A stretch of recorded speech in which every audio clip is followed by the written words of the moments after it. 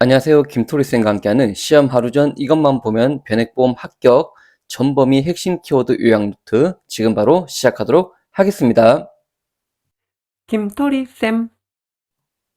먼저 단기 금융시장과 장기 금융시장을 구분하는 문제가 나오는데요.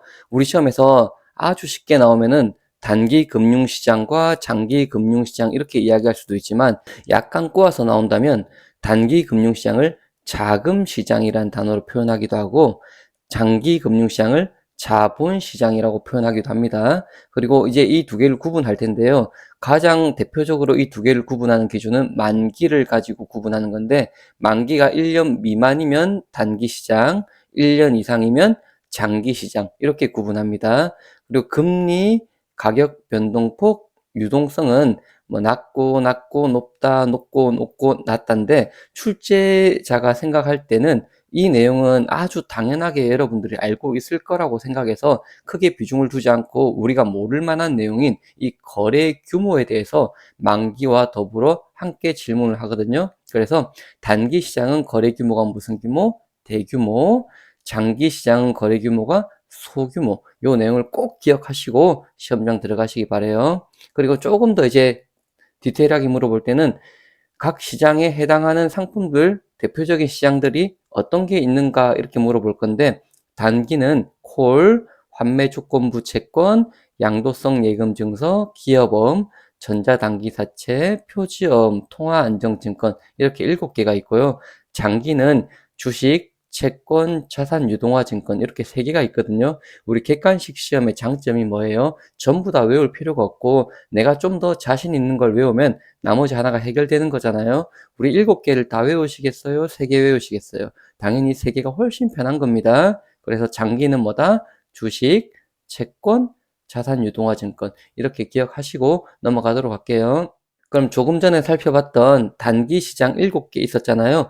요 내용들에 대해서 시험 출제자가 각각에 대해서도 물어볼 수 있으니까 너무 깊게는 말고 핵심 키워드 정도만 우리 암기하고 넘어가도록 하겠습니다. 먼저 콜 시장부터 시작하면은 우리 콜 금리 이런 거 많이 들어보셨잖아요. 그래서 콜 시장은 금융기관끼리, 은행과 은행끼리 서로가 돈을 주고 빌리고 빌려주는 그런 서로 상호간의 거래가 되는 시장이고, 그래서 초단기 시장이라고 합니다. 보통 하루짜리 거래거든요. 그래서 키워드는 금융기관, 그리고 초단기, 그리고 하루를 다른 말로 다음 날을 익일이라고 하거든요. 그래서 익일물 거래가 대부분을 차지한다. 이런 단어들이 보기에 나오면은 아 이거는 콜 시장을 물어보는 말이구나 해서 우리 콜 시장을 보기에서 찾아주시면 됩니다. 그리고 환매조건부 채권이란 아이는 시험에 나올 때는 설명이 다시 매수하거나 매도할 것을 조건으로 거래되는 채권이라고 해서 그 이름을 그대로 줄 수밖에 없기 때문에 이걸 설명으로 물어보는 문제보다는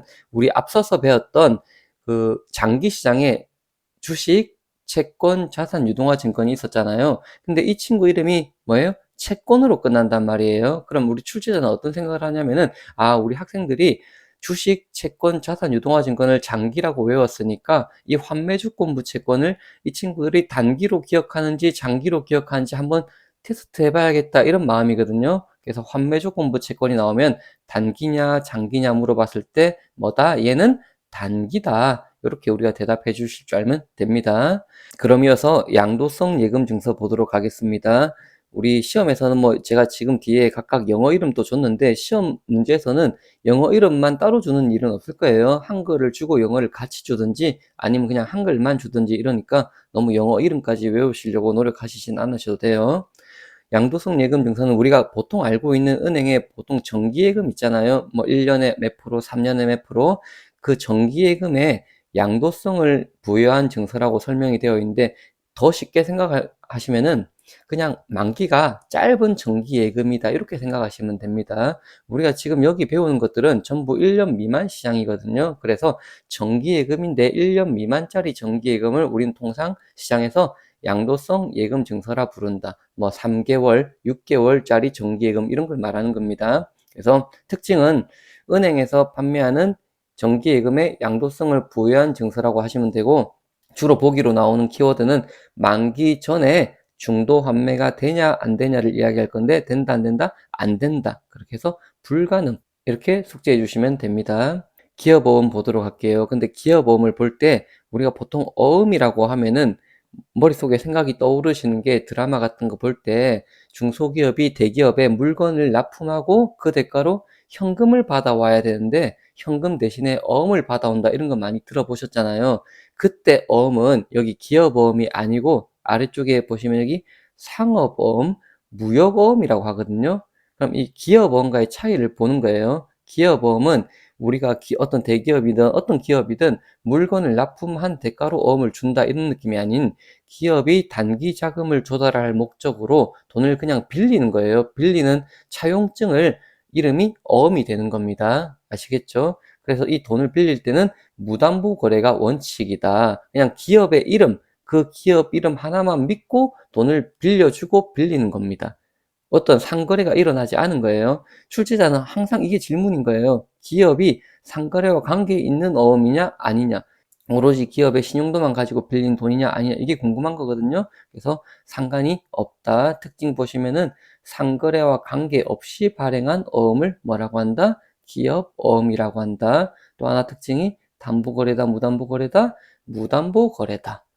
그럼 이렇게 기업이 어떤 담보도 안 잡히고 오로지 기업의 신용도만 가지고 발행한 어음이 현실적으로는 종이 한 장이지 않습니까? 그 종이 한 장이 너무 금액이 큰 돈을 빌리고 빌려줄 때는 불안하다는 생각이 드는 거예요. 그래서 이런 기업 어음의 단점을 보완하기 위해서 1억 이상의 기업 어음에 대해서는 전자단기사채라는 이름으로 관리하고 있다.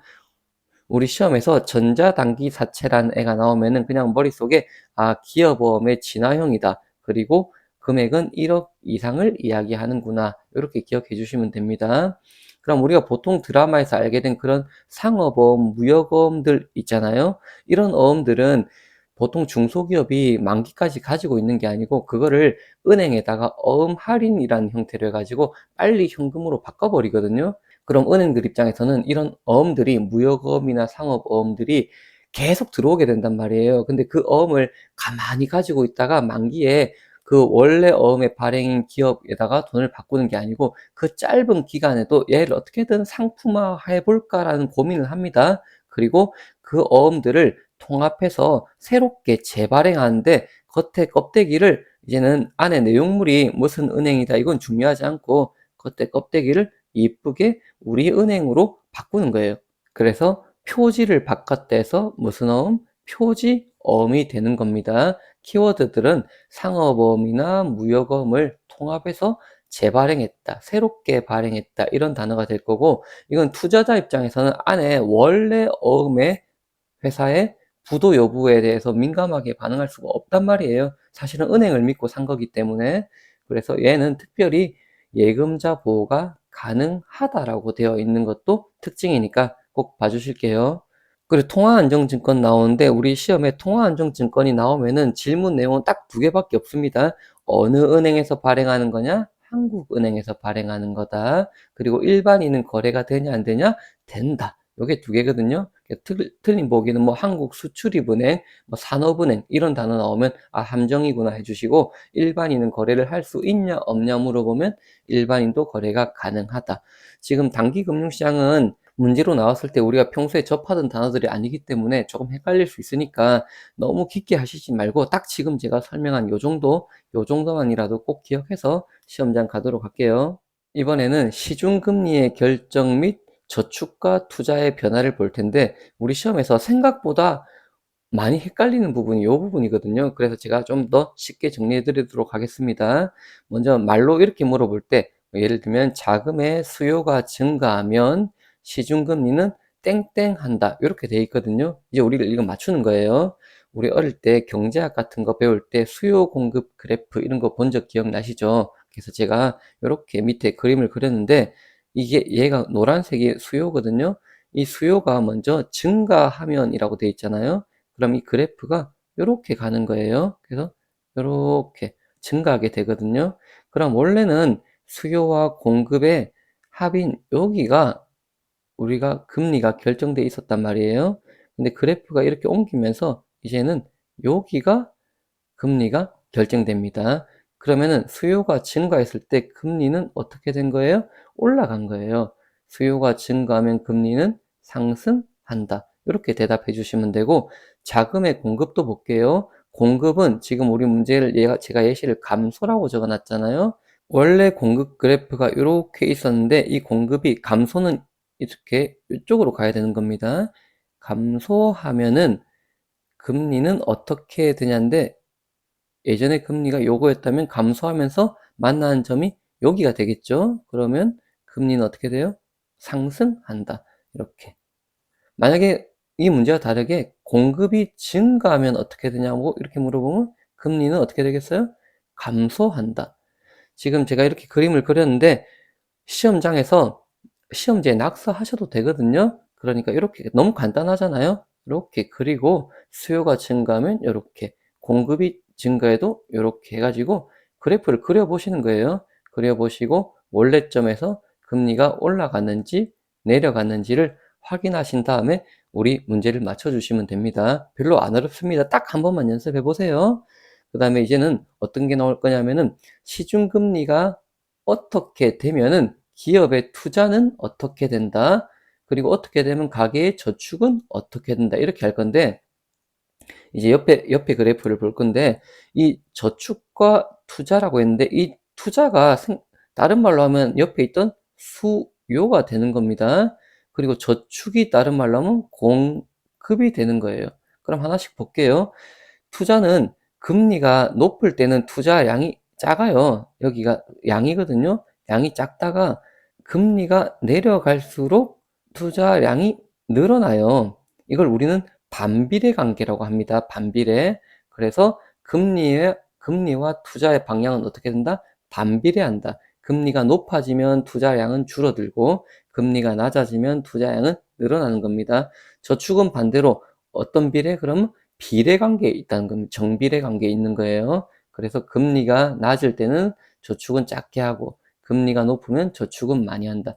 사실 그냥 쉽게 생각하면 너무도 당연한 이야기거든요. 근데 우리가 시험장에서 이거를 글로 만나게 되면은 뭔가 헷갈리고 가슴이 뛴단 말이에요. 이럴 때 차분하게 천천히, 내가 만약에 투자자라면 어떻게 할 것인가? 이자 높은데 내가 돈 빌려서 투자하겠나? 안 하죠. 그 다음에 이자가 높으면 당장 은행에 돈 맡겨야 되죠. 저금해야 되잖아요. 이런 식으로 조금만 차분히 생각해 보면, 제가 이런 그래프 그렸지만 그릴 필요도 없이 너무도 쉬운 내용이거든요. 그래서 꼭 이거는 연습해 보시고 보너스 문제 형태로 맞춰간다는 느낌으로 꼭 챙겨갈게요. 그럼 이제 조금 전까지는 시중은행들은 금리를 어떻게 하는지, 또 금리에 따라서 사람들의 투자 성향이 어떻게 바뀌는지를 알아봤다면, 이번에는 한국은행에서 하는 통화정책, 우리 흔한 말로 기준금리라고 말하잖아요. 이 기준금리를 어떻게 결정하는지에 대한 이야기를 해볼 건데, 먼저 보기가 4개 정도 나오니까 핵심 키워드들 같이 볼게요. 한국은행은 통화정책 운영 체계로서 물가 안정 목표제를 채택하고 있다. 시험 보기에 물가 안정 목표제란 보기가 나오면 언제나 답입니다. 그 다음에 한국은행 금융통화위원회는 연 몇 회 8회 기준금리를 결정하여 발표하고 있다. 틀린 보기로 월 1회라는 보기가 자주 나오거든요. 요거는 틀렸다.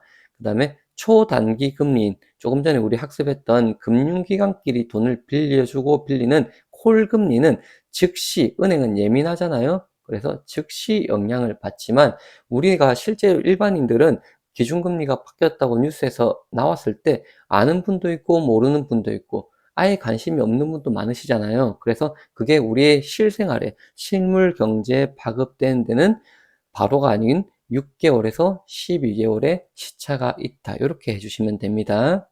그 다음으로 학생들이 많이 틀리는 내용이, 경기가 과열되면은 한국은행은 기준금리를 어떻게 한다. 이렇고, 또는 경기가 침체되면 기준금리를 어떻게 한다. 요게 있는데, 경기가 과열되면은 물가가 올랐다라는 소리거든요. 그럼 나라는 어떻게 하고 싶은가요? 물가를 낮추고 싶은 거잖아요.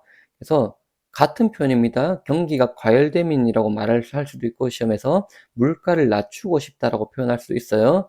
결론은 우리 기준금리는 항상 머릿속에 물가를 따라간다라고 생각하시면 돼요. 물가가 올라 있으면 기준금리도 오른다.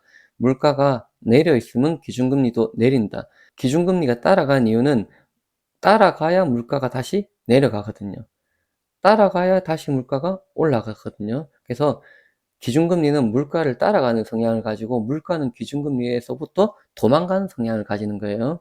이렇게. 나는 무슨 말인지 도저히 모르겠다 싶으면 시험장 가서 경기가 가열됐다. 그럼 기준금리 그냥 올리면 되는 거예요. 경기가 침체되면 기준금리도 내려가면 되는 겁니다. 같은 방향으로 가시면 되니까 그렇게 문제 푸는데 정말 제가 얼마나 많은 시험지를 채점해 봤겠어요. 근데 거의 대부분의 학생이 반대로 적으세요.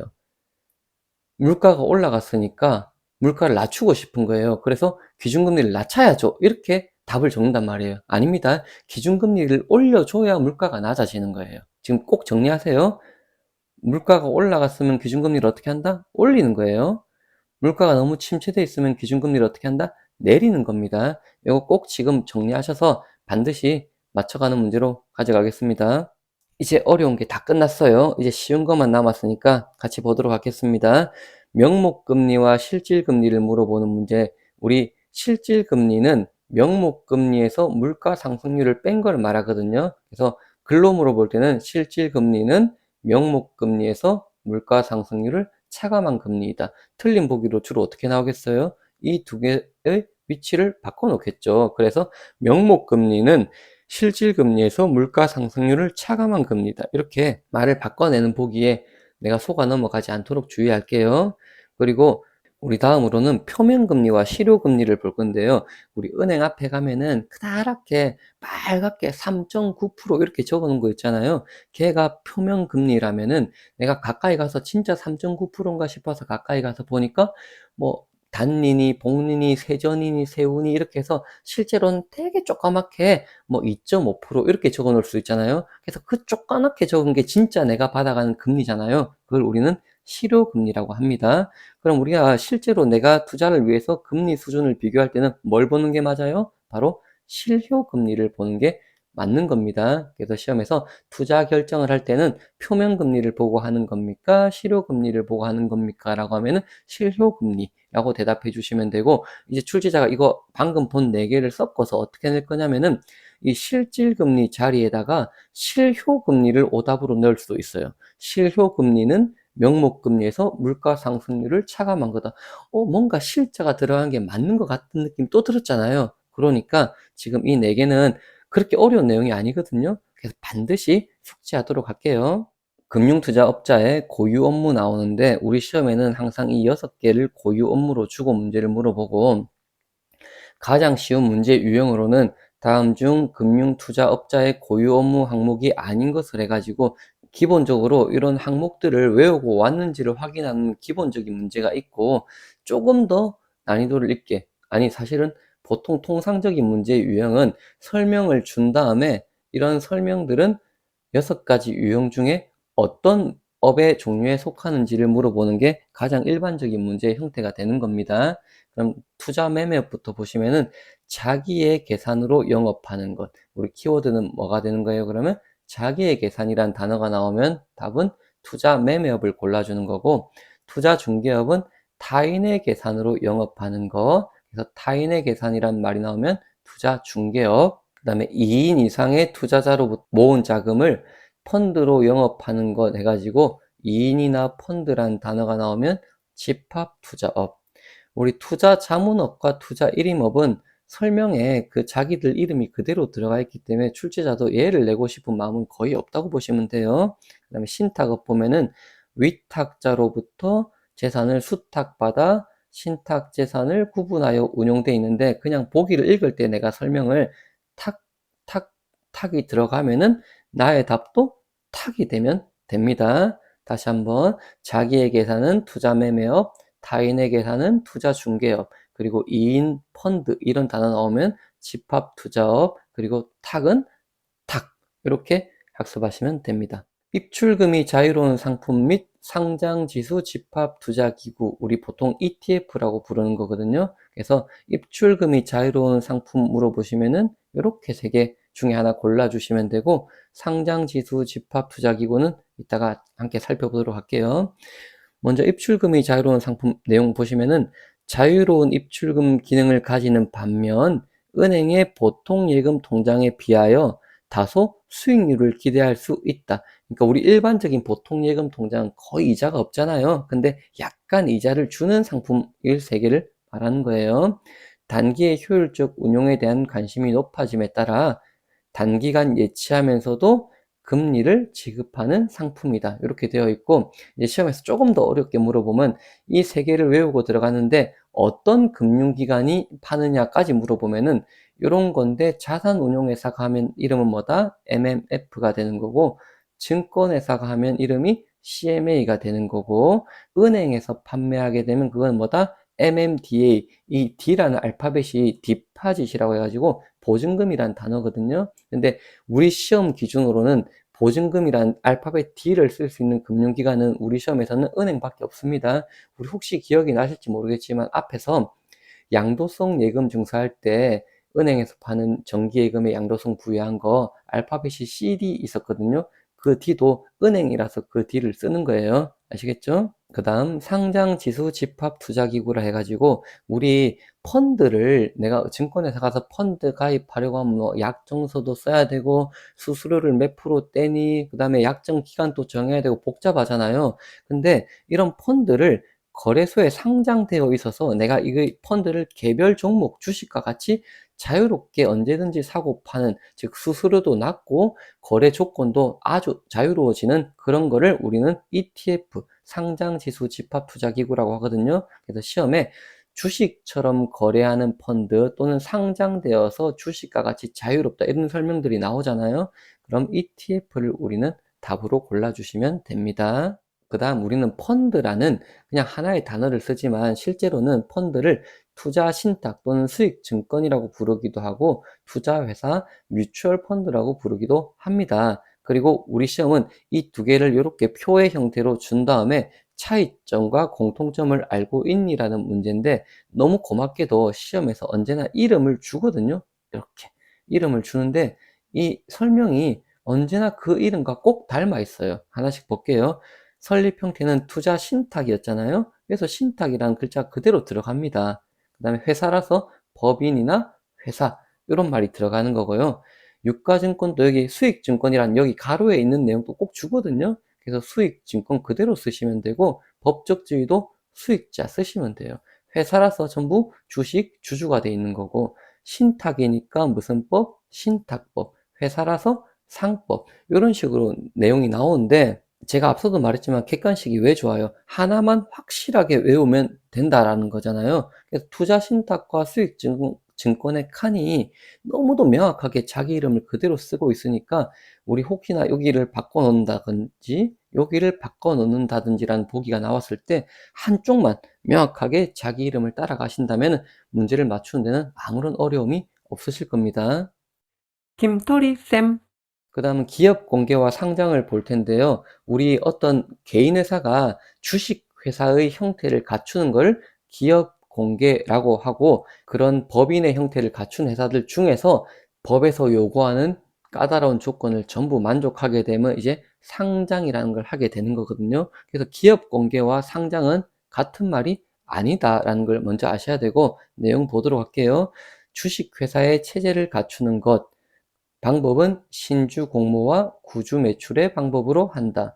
주식 발행에 국한된다. 이따가 배울 거지만 채권 발행과는 관계가 있다 없다? 없다. 무관하다가 되고 가장 시험에 많이 나오는 보기로는 이 기업 공개는 기업 단위로 이루어지고 밑에 있는 상장은 증권 종목별로 이루어진다라는 거 있잖아요. 요거 두 개가 지금 구분만 되면 사실 이 문제는 무조건 풀리는 문제거든요. 나머지 지금 제가 이렇게 이런 것들 적어 드린 것들은 우리 보기를 4개 만들어 사지선다이기 때문에 보기를 4개 만들어야 되기 때문에 어쩔 수 없이 내는 보기가 되는 거고 결국 출제자가 물어보는 거는 기업 공개는 무슨 단위로? 기업 단위로. 상장은 뭐별로? 증권 종목별로 이루어진다. 요게 질문이 되는 겁니다. 자, 그럼 상장 내용 보도록 할게요. 상장은 공인된 거래소에서 거래할 수 있게 하는 걸 아까 뭐라고 한다? 상장이라고 하는 겁니다. 그리고 무슨 별로? 증권 종목별로 이루어진다. 한 번 더 정리하자면 내가 이 페이지에서 반드시 하나만 외우고 넘어가고 싶다. 이런 마음이면 기업 공개는 기업 단위, 상장은 증권 종목별. 요거 내용은 반드시 학습하시고 넘어가도록 할게요. 유상증자와 무상증자가 나오는데 요 내용을 하기 전에 우리 자본이라는 게 있거든요. 자본. 근데 이 자본은 여러 개의 항목으로 구성이 되어 있는 거예요. 그 구성 항목 중에 대표적인 게 자본금이 되거든요. 그 다음에 뭐 이익금도 있고 배당 준비금도 있고 많은 게 있어요. 그럼 이 자본금과 자본은 같은 말이냐? 다른 말이 되는 겁니다. 그래서 이 자본금이 곧 발행 주식이라고 생각하시면 됩니다. 발행 주식. 왜 이런 이야기를 하냐면은 이 증자라는 글자는 증가시킨다 자본 이렇게 하는 게 아니고 자본이 아닌 증가시킨다 자본금 이렇게 해야 맞는 거거든요. 그게 중요한 겁니다. 왜냐하면 유상증자든 무상증자든 자본금은 늘어나는 게 맞거든요. 우린 무상이니까 공짜라서 안 늘어난다 할 수 있거든요. 근데 발행 주식 수가 늘어나는 것을 우리는 증자라고 하고 그래서 유상이든 무상이든 자본금은 늘어나는 겁니다. 근데 전체 자본은 실질 재산은 우리 유상증자는 이 발행 주식을 남의 돈을 받아서 증자하는 거거든요. 그래서 실질 재산도 증가하게 되어 있어요. 근데 무상증자는 이 여러 가지 항목들이 있댔잖아요. 자본 안에. 이 돈을 가지고 이 주식에 비용을 대는 거란 말이에요. 그래서 아랫돈을 빼서 윗돈을 막는 개념입니다. 그럼 전체 자본이 바뀌어요, 안 바뀌어요? 안 바뀌는 구조죠. 그래서 무상증자는 실질 자산의 변동이 있다, 없다? 없다. 요 내용이 되게 중요한 거거든요. 다시 한번 정의부터 제대로 읽어볼게요. 우리 증자라는 거는 뭐다? 회사가 자본이 아닌 자본금을 증가시키는 행위로 일반적으로 신주 발행을 동반한다. 근데 이 신주 발행의 자금을 외부에서 받아왔다. 그럼 그걸 유상증자라고 하는 거예요. 그래서 그때는 자본금도 증가하고 실질 재산도 증가하는 거고 이 신주 발행의 돈을 자기 다른 자본의 비용으로 대체했다. 그럼 이때는 자본금은 증가하지만 실질 재산은 변동이 있다 없다? 없다. 이렇게 정리해 주시면 됩니다. 그래서 먼저 무상증자가 쉬우니까 이거부터 보시면 다른 돈으로 대체했다는 게 내가 이 여러 가지 자본 항목 중에 배당을 주려고 준비해 놨던 돈들이 있거든요. 배당 준비금. 그런 돈들로 배당 대신에 주식을 발행해서 주는 거예요. 그럼 이 돈을 가지고 여기를 메꾼 게 되는 거거든요. 그래서 대표적인 무상증자의 종류로는 우리 시험에는 뭐가 있다고 나오냐면 주식 배당이 있다. 이렇게 됩니다. 혹시 주식 해보신 분들은 다 아실 거예요. 배당금 나와야 되는 시기에 내가 배당금이 안 나오고 주식이 몇 주 더 늘어나 있는 경험이 있으실 겁니다. 그게 다 무상증자다. 그럼 이제 유상증자의 대표적인 방법 5개 볼 건데 요거를 깊게 볼 필요는 없고 주요 키워드들이 나오면은 방법 이름을 물어보는 거거든요. 그렇게 해서 공부할게요. 주주의 지분에 비례하여 배정한다라고 하면 주주 배정 방법이 되는 거고 그 주주들이 자기 지분에 비례하여 배정을 받는데 굳이 안 받겠다라고 하는 사람들도 있잖아요. 그런 걸 우리는 실권주라고 하거든요. 그런 실권주가 발생할 때 다른 주주에게 공개 모집, 우리 공모가 공개 모집의 줄임말인데 다른 주주에게 먼저 공개 모집, 그러니까 일반인에게 가기 전에 주주에게 기회를 한 번 더 주는 겁니다. 그거를 주주 우선 공모라고 한다. 그 다음에 우리 뉴스에서 뭐 우리 사주 제도 이런 거 해가지고 직원들이나 협력사 직원들에게 주식을 좀 이렇게 살 수 있는 권리 주는 거 들어본 적 있죠? 그걸 우리는 제3자 배정이라고 할 거고, 우리 시험에는 뭐 협력사 또는 우리 사주 제도 이런 단어가 나오면, 아, 요게 제3자 배정 이야기를 하는 거구나라고 생각해 주시면 됩니다. 그 다음에 일반인 대상 공모, 시험 키워드로는 인터넷이란 단어가 꼭 나올 거예요. 그래서 인터넷이란 단어가 나오면, 아, 요거는 일반 공모를 이야기하는 거구나. 이렇게 해주시면 됩니다. 그 다음에 인수기간을 거치지 않고 이렇게 하는데 직접 공모는 다르게 물어보진 않고 직접 공모가 되냐 안 되냐 가능하냐 불가능하냐 이렇게만 물어볼 거거든요. 그럼 가능하다 이렇게 대답해 주시면 됩니다. 그리고 가끔씩 증자의 반대인 감자가 나오거든요. 맛있겠죠? 맛있지만 먹는 게 아닌 이 감자는 주식수를 어떻게 한다? 줄여서 늘리는 게 아닌 줄여서 이번에도 뭐예요? 자본금을 줄이는 행위를 뭐라고 한다? 감자라고 한다. 이 내용이 조금 처음 듣고 생소하지만은 막상 시험에서 쳐보시면은 여기 이 자본금과 실질 재산의 변동 여부 있잖아요. 이 유상증자와 무상증자의 차이, 그 다음에 종류, 무상증자의 종류, 유상증자의 종류, 요렇게만 좀 숙지하시고 시험장 가시면은 여러분의 좋은 결과 있으실 거예요. 위탁 수수료와 증권 거래세 보도록 하겠습니다. 우리가 주식을 실제로 거래할 때 위탁 수수료와 증권 거래세라는 말을 듣게 될 건데요. 이 위탁 수수료는 다른 말로 하면 수고비라는 뜻이거든요. 그래서 우리 사는 거를 매수, 파는 거를 매도라고 하는데, 살 때도 회사가 마음이에요. 몇 프로 정할지. 팔 때도 회사의 마음입니다. 그래서 위탁 수수료는 회사별 자율이라는 글자가 언제나 답이 되는 거예요. 근데 증권거래세는 세금이잖아요. 이거는 회사가 마음대로 정할 수 있는 게 아닙니다. 그리고 우리나라는 살 때, 즉 매수할 때는 세금을 매기지 않습니다. 단 팔 때, 매도할 때 전체 매도 금액에 대해서 이런 퍼센트를 매기는데, 이 퍼센트는 외워주셔야 되는 겁니다. 비상장 주식은 0.35%, 유가증권, 우리가 보통 코스피라고 하잖아요. 뭐 2700포인트, 2600포인트 하는 그걸 우리 유가증권이라고 하거든요. 그리고 우리가 코스닥 이런 거 들어보셨죠? 그래서 유가증권과 코스닥은 0.18%, 그다음에 코넥스라고 해가지고 코스닥보다 조금 더 위험한 3부 리그 정도 된다고 생각하시면 됩니다. 이런 코넥스 시장은 0.1%. 그래서 우리가 출제자도 약간 이상한 사람이 아니기 때문에 현실적인 질문을 많이 냅니다. 그러면 비상장 주식이나 코넥스보다는 우리가 주로 거래하는 유가증권 시장 또는 코스닥 시장의 증권 거래세를 물어보는 비중이 훨씬 높으니까 0.18%, 꼭 기억해서 시험장 가시고, 이 18%라는 게 이번 연도, 즉 2024년도부터 새롭게 적용되는 퍼센트거든요. 그러니까 출시자가 정말 내고 싶어 하는 숫자가 되는 거겠죠. 그리고 학생들이 많이 틀리는 게, 예를 들면 우리가 주식을 10,000원에 사잖아요. 그리고 11,000원에 팔 수가 있어요. 그럼 차액이 1,000원이 생기는 거죠.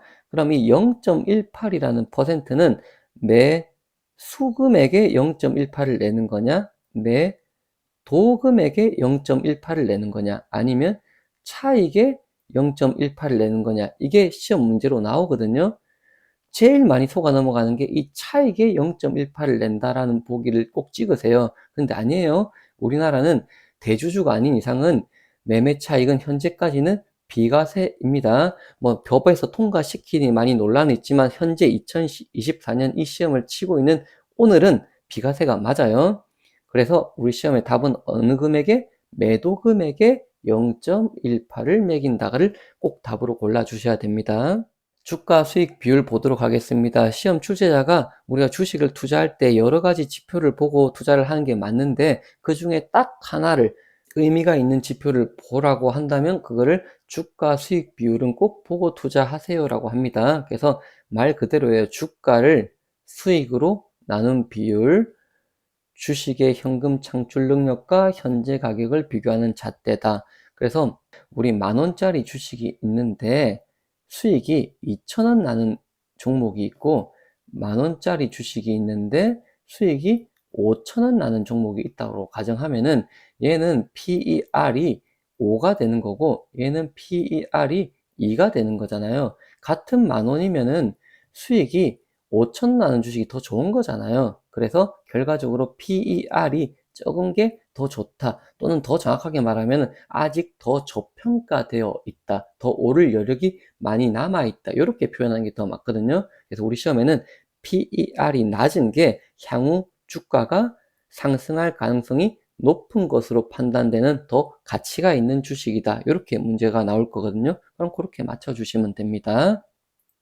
그리고 특징으로는 이런 것들은 뭐 외울 건 아닙니다. 그냥 보기를 채우기 위해서 PER이라는 문제를 냈을 때 보기를 채우기 위해서 나오는 텍스트들이니까 그냥 이런 거는 그냥 그런 게 있구나 하고 넘어가시면 되고, 간혹 가다가 계산하는 문제가 나오면은 그냥 계산해 주시면 됩니다. 근데 제가 주가를 주당 순이익으로 나눈다고 했잖아요. 근데 우리 시험에는 1년간의 전체 수익을 주거든요. 그러면 발행 주식 수로 이 수익을 나눠주면 됩니다. 우리 나누기 배우셨죠? 그래서 200만 원을 1,000 주니까 공 3개, 공 3개 빼면 수익이 얼마인 거예요? 한 주당 2,000원이 되는 거죠. 그러면 현재 주가는 10,000원이고 수익은 2,000원이 되는 거니까 결국에 PER은 5. 이런 식으로 시험지 나오면은 긴장하지 말고 단순 나누기니까 우리가 구해주시면 됩니다. 이제 주식은 끝나고 채권 보도록 할게요. 채권을 시험지에서 물어볼 때는 크게 세 종류밖에 안 물어봅니다. 채권의 기본적인 특징 하나, 그리고 주식과 채권을 비교하는 내용 하나, 그리고 채권 중에 합성 채권이라는 애들이 있거든요. 그 합성 채권에 대한 특징 하나. 이 정도가 우리 대표적으로 채권에 나올 수 있는 거니까 너무 채권이 어렵다 생각하지 말고 함께 보도록 하겠습니다. 이전에 봤던 주식은 주식회사만 발행하는 거였지만 채권은 정부도 발행할 수 있어요. 정부가 발행하면 국채, 그리고 지방자치단체도 발행할 수 있거든요. 그러면 지방채, 그리고 뭐 한전, 뭐 가스공사 이런 데서 발행하면 그걸 우리는 특수채, 그리고 일반 사기업이 발행하면 회사채, 이렇게 이야기합니다.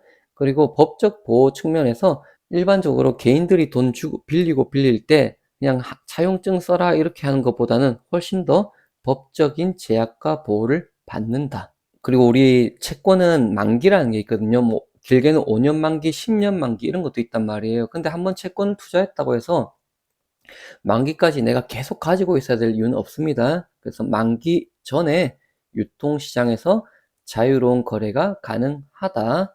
아시겠죠? 그리고 우리 채권은 대부분 개인 간의 거래도 많은데 우리 시장에서 거래될 때는 단가를 특별한 일 없으면 단가를 10,000원으로 해서 거래합니다. 이게 무슨 말이냐면은 나중에 혹시 사용하시는 증권회사 어플 같은 게 있으시면 들어가 보시면은 뭐 9,960원, 1,700원 이렇게 다 거래되고 있거든요. 그 말이 10,000원짜리를 지금 얼마에 판매하겠다 이런 이야기입니다. 그래서 우리 그냥 약속입니다. 이건 사회적 약속이니까 채권의 거래 매매 단가는 기본적으로 얼마로 시작한다?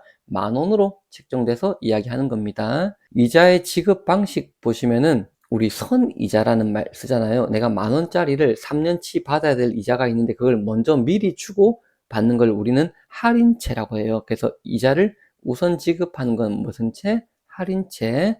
그리고 이자를 따박따박 주는 게 아니고 만기가 되었을 때 그동안의 이자에 이자를 더한 걸 복리로 한 번에 주는 거를 복리채라고 합니다. 그리고 이자가 표시된 대로 해서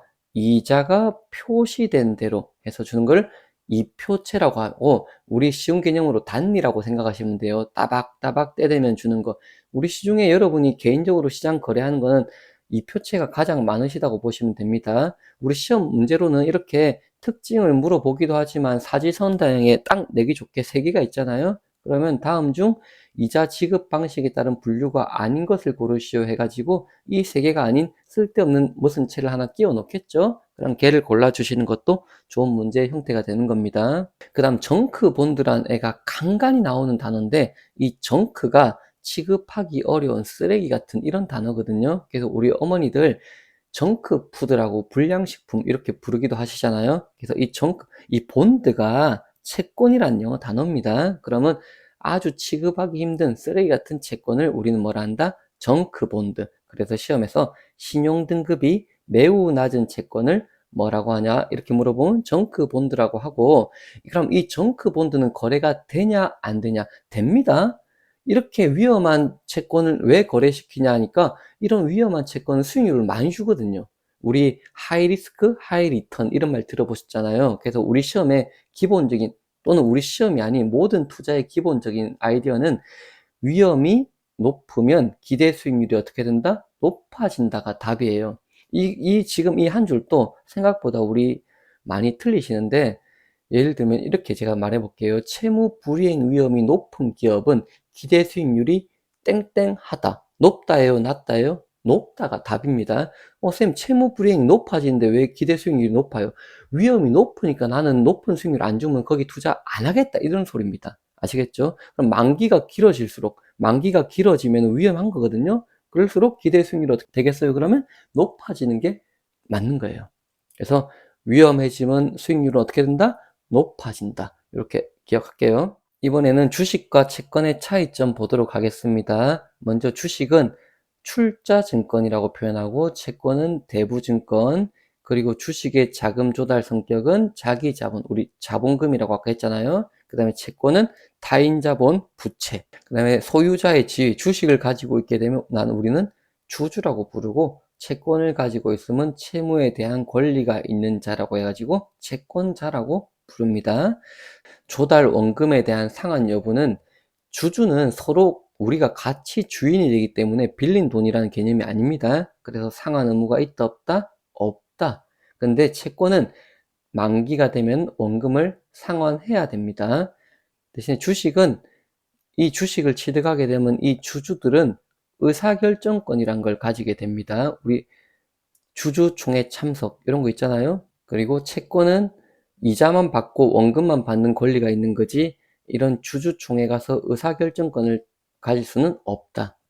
그럼 주식을 가지고 있으면 어떤 이점이 있냐? 주식을 사고 팔 때 우리가 얻을 수 있는 매매 차익을 얻을 수 있고, 배당금을 받을 수도 있습니다. 우리 앞서 살펴봤듯이 이 매매 차익은 무슨 세? 비과세고, 배당에 대해서는 14%를 과세하게 됩니다. 그 다음에 채권을 가지게 되면은 이자 수입이란 걸 받게 되고, 이때도 마찬가지로 14%의 이자 소득세를 납부하게 됩니다. 거래 장소 보시면, 우리 주식은 주로 어플로 사잖아요. 어플로 산다는 말이 증권회사를 통해서 대부분 장 내에서 거래가 가능하다라는 표현이고, 채권은 실질적으로는 거의 개인별 거래 또는 기관별 별도 거래가 많기 때문에 대부분 장 외 거래라고 합니다. 그리고 거래 방식도 우리 매매 호가인데, 이 호가 우리 부를 호자거든요. 그래서 매매할 때 부르는 가격대로 거래가 되는 걸 우리는 경매라고 해요. 경매. 경쟁 매매가 경매의 줄임말이거든요. 그래서 가격을 부르는 대로 거래한다 해서 매매 호가에 따라 거래한다, 경쟁 매매를 따른다라고 하고, 채권은 상대 매매, 우리 협상에 따라 가격이 달라지는 겁니다. 얼마 해주세요, 얼마에 팔아주세요, 이렇게 서로 협상을 한 다음에 거래하는 걸 우리는 상대 매매라고 합니다. 그리고 이제는 회사가 망했을 때 남아있는 재산을 어떻게 할 거냐에 대한 논쟁이 남았는데요. 우리 시험에서 회사가 망했다라는 이런 과격한 표현을 쓰지를 않아요. 이때는 회사가 청산했다라고 표현할 거고, 남아있는 재산을 잔여재산이라는 단어를 쓸 거예요. 그럴 때는 우리 상식선에서 빚쟁이 돈부터 갚아주는 게 맞는 거거든요. 그래서 우리 기업들은 채권자부터 챙겨주는 게 맞아요. 채권자를 다 챙겨주고 나면 주주들을 챙겨주는데, 그 사이에도 순위가 낮은 채권을 우리는 후순위 채권이라고 하거든요. 그러면 일반 채권 챙겨주고 후순위 채권 챙겨주고, 그 다음에 주식도 같은 주식 중에도 우선주를 먼저 챙겨준 다음에 보통주 챙겨주는 겁니다. 학생들이 어디서 헷갈리겠어요? 바로 이 우선주와 후순위 채권의 자리를 바꿔놨을 때 우선이니까 먼저 주고 후순이니까 나중에 주고, 이런 생각할 수 있거든요. 그러면 안 됩니다. 일단 무조건 주식보다는 채권이란 단어가 우선하는 겁니다. 그래서 채권을 먼저 준 다음에 주식을 챙겨준다, 이런 아이디어로 우리 문제를 풀어줄게요. 합성 채권 보도록 하겠습니다. 우리 채권 중에 어떤 특별한 좋은 플러스 알파 기능을 가지고 있는 애들을 합성 채권이라고 하거든요. 대표적으로 전환사채, 교환사채, 신주인수권부 사채, 이렇게 돼 있는데, 지금 선생님 사채가 우리 그 대부업체, 사채업자에서 빌리는 이 사채가 갑자기 왜 나왔어요? 라고 하는 사람도 있었거든요. 이 사채는 회사채의 줄임말입니다. 그냥 기업이 발행한 채권이란 뜻이에요. 전환부터 보면은 우리 영어로 오픈카, 우리 콩글리시로 오픈카 있잖아요. 이 오픈카가 정식 명칭이 컨버터블 카거든요. 그래서 이 전환이라는 게 본질을 유지한 상태에서 형태를 바꾸는 걸 말하는 겁니다. 그래서 A 회사의 채권을 가지고 있으면 같은 A 회사의 주식으로 바꾸는 걸 우리는 전환 사채라고 하고, 교환은 우리 환전하러 가보면 익스체인지라고 많이 하잖아요. 그러니까 익스체인저블 본드라고 해가지고, 교환 사채는 아예 다른 걸로 바꾸는 거예요. A 회사의 채권을 가지고 있으면 다른 B 회사의 주식으로 바꾸는 거예요. 그리고 신주인수권부 사채는 뭔가를 바꾸는 느낌이 아니고, 이 채권을 가지고 있으면 새로운 주식, 우리 앞에서 새로운 주식이라는 게 증자라는 내용이 나올 때 있었거든요. 자본금을 늘리는 거, 그때 이야기예요. 그때 신주를 인수할 수 있는 권리가 부여된 사채. 이걸 가지고 있으면 제3자 배정이라고 있었는데 그 권리의 순위에 들어가게 되는 겁니다. 내용 보도록 할게요. 전환사채가 가지는 건 전환권, 교환사채가 가지는 교환권, 그리고 신주인수권부 사채는 신주인수권을 가지는데 이때 신주인수권은 이 권리만 따로도 거래가 가능하게 된다. 이것도 자주 나오는 보기니까 꼭 기억해 둘게요. 그럼 이제 내용을 보시면은 아까 A 회사의 채권을 자기 같은 발행회사의 주식으로 바꾸는 걸 우리는 전환사채라고 한다. 그 다음에 교환사채는 발행회사가 소유한 다른 상장회사 주식으로 바꾸는 거를 교환사채라고 하고, 신주인수권부사채는 자기 회사 주식을 추가로 사서 취득하는 겁니다. 차이는 얘네들은 바꾸는 거, 사는 겁니다. 그래서 권리 행사 후에 얘는 바꿨기 때문에 더 이상 채권자가 아니게 되는 거죠. 채권자의 지위를 상실하고 이제는 뭐가 되는 거예요? 주주가 되는 겁니다. 얘도 마찬가지예요.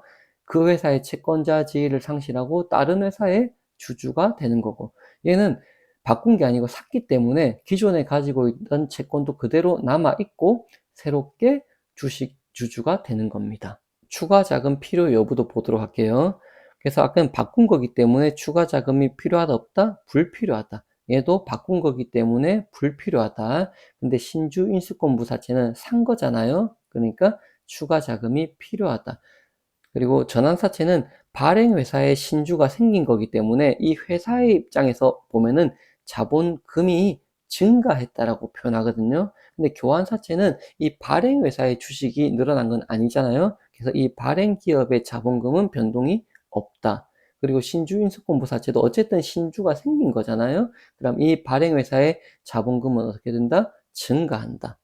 그 다음에 뭐 이거는 전환가격, 교환가격, 행사가격 이런 거는 시험에 나올 만한 단어는 아니고, 그 다음에 수익률 보시면은 어떤 플러스 알파라는 기능이 끼었잖아요. 좋은 기능이 끼었기 때문에 회사 입장에서, 발행회사 입장에서는 이런 기능 하나 줬으니까 너 요 채권에 기본적으로 붙어있는 이자는 조금 포기하고 사, 이런 거거든요. 그래서 발행회사 입장에서는 그 옵션, 이 플러스 알파라는 이 전환권, 교환권, 신주인수권이라는 이 권리를 줬으니까 표면이율, 금리는 어떻게 낮게 발행할 수 있다. 요게 자주 나오는 복입니다.